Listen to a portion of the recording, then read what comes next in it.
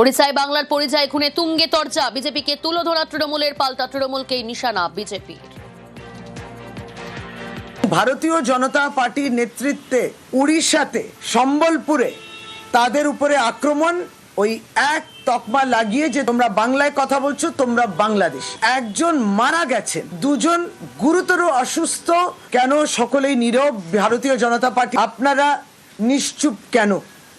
আর কেন এইভাবে চলতে থাকবে? যারা পরিবারের সদস্য রয়েছেন তাদের কাছে পৌঁছে গেছি আমরা, এবং শুধু সমবেদনা না, তাদের সঙ্গে সলিডারিটি সব সময় আছি, তাদেরকে সেই আস্থাটা আমরা দিচ্ছি। ওনারা কথায় কথায় বলেন এগিয়ে বাংলা। তাহলে প্রশ্নটা হচ্ছে, পশ্চিমবঙ্গের এই এগিয়ে বাংলা মডেলকে ছেড়ে বিজেপি শাসিত পিছিয়ে পড়া রাজ্যে কেন যাচ্ছে বাংলার মানুষ?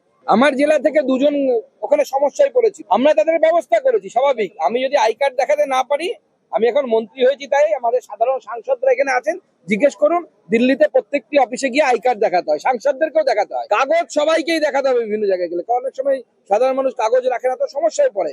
আমরা তার জন্য আছি, কিন্তু প্রশ্নটা তো আগে এটাও ওঠা উচিত, পশ্চিমবঙ্গের এই এগিয়ে থাকা মডেলকে ছেড়ে কেন মানুষ অন্য পিছিয়ে পড়া বিজেপি রাজ্যে যাচ্ছে? তার মানে বিজেপির রাজ্য পশ্চিমবঙ্গ থেকে এগিয়ে আছে।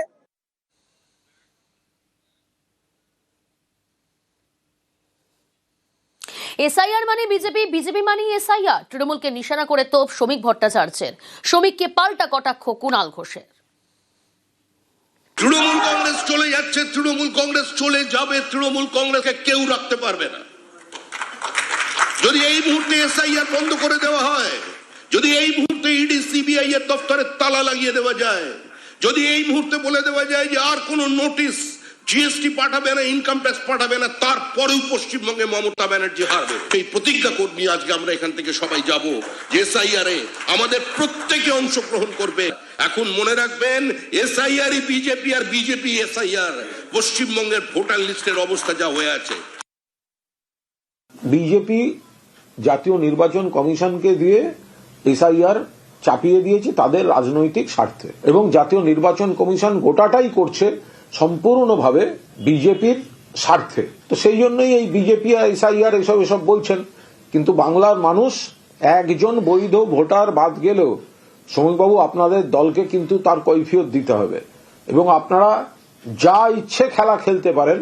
দিনের শেষে তৃণমূল কংগ্রেস চতুর্থবারের জন্য রেকর্ড সংখ্যক বিধায়ক নিয়ে বাংলায় আবার সরকারে আসতে চলেছে। নজর রাখবো পরের খবরে। প্রেমে ব্যর্থ হয়ে বিষ খাইয়ে খুন, কলেজ ছাত্রীকে খুনের অভিযোগ প্রতিবেশী যুবকের বিরুদ্ধে।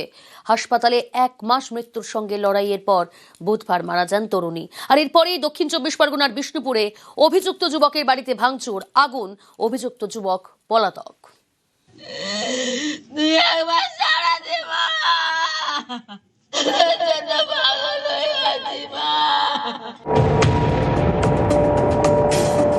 দক্ষিণ 24 পরগনার বিষ্ণুপুর, এখানকার রঘুদেবপুরের বাসিন্দা চন্দ্রানী নস্কর, কলেজ ছাত্রী। প্রেমে ব্যর্থ হয়ে তাকে বিষ খাইয়ে খুন করা হয়েছে বলে অভিযোগ। অভিযোগের আঙুল প্রতিবেশী যুবক বিশাল নস্করের দিকে। বৃহস্পতিবার ভোরে এই যুবক ও তার আত্মীয়দের বাড়িতে ভাঙচুর চালানো হয়, বাড়িতে আগুনও লাগিয়ে দেওয়া হয়। অভিযুক্তর বাড়িতে ক্ষোভের আগুন, আর নিহত ছাত্রীর বাড়িতে বুক ফাটা কান্না। কম্পিউটারে যেতে, কম্পিউটার থেকে আমার মেয়ে বাড়ি এসেছে, ঘুমিয়ে সঙ্গে সঙ্গে উঠে পড়েছে, খালি বমি হচ্ছে। ও বলছে মানে ও মা আমার তুমি এতে নিয়ে চলো, ডাক্তারখানা নিয়ে চলো, আমার খুব কষ্ট হচ্ছে। আমি তখন আমার মানিককে নিয়ে চলে গেছি। তখন ও বলেছে কি ছিল আমি জানিনি, সবুজ রঙের ওই আমার খাইয়েছিল। তখন ওনারা বলে ওটা বিশাল। ঠাকুরপুকুর কলেজের সেকেন্ড ইয়ারের ছাত্রী চন্দ্রানী, তার প্রতিবেশী বিশাল নস্কর। অভিযোগ, চন্দ্রানীকে দীর্ঘদিন ধরে প্রেমের প্রস্তাব দিচ্ছিলেন বিশাল, কিন্তু বারে বারেই তা প্রত্যাখ্যান করেন কলেজ ছাত্রী। এরপরেই ষড়যন্ত্র। পরিবারের দাবি, গত 25শে নভেম্বর এলাকার একটি কম্পিউটার সেন্টারে যান চন্দ্রানী।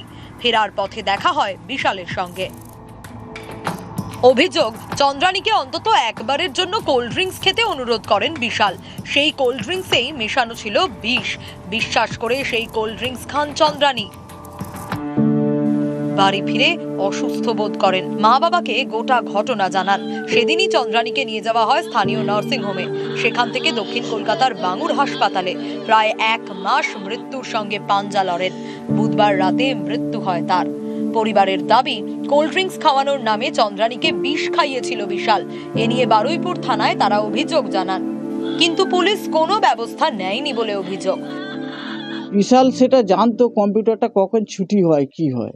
ও সেই সুযোগ নিয়ে যখন আমার মেয়ের ছুটি হয় সেই সময় ও গিয়েছিল, গিয়ে আমার মেয়েকে ভুল বুঝিয়ে নিজে হাতে বিষটা কিনে খাইয়ে দিয়েছে। আর আমার মেয়েকে পরিকল্পিতভাবে খুন করলো।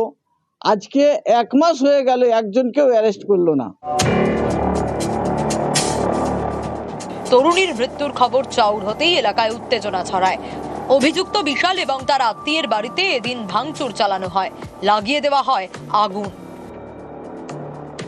তিনখানা তালা মারা ছিল, তালাগুলো সব ভেঙেছে ওরা, ভেঙে গাড়িটাকে টেনে বের করেছে। 2খানা সাইকেল ফের পুরো চিমনি এসি কিচ্ছু নেই, পুরো নতুন গাড়ি ফাড়ি সব পুরো আগুন দিয়ে জ্বালিয়ে দিয়েছে। দক্ষিণ 24 পরগনা থেকে অর্পণ মণ্ডল, নিউজ 18 বাংলা।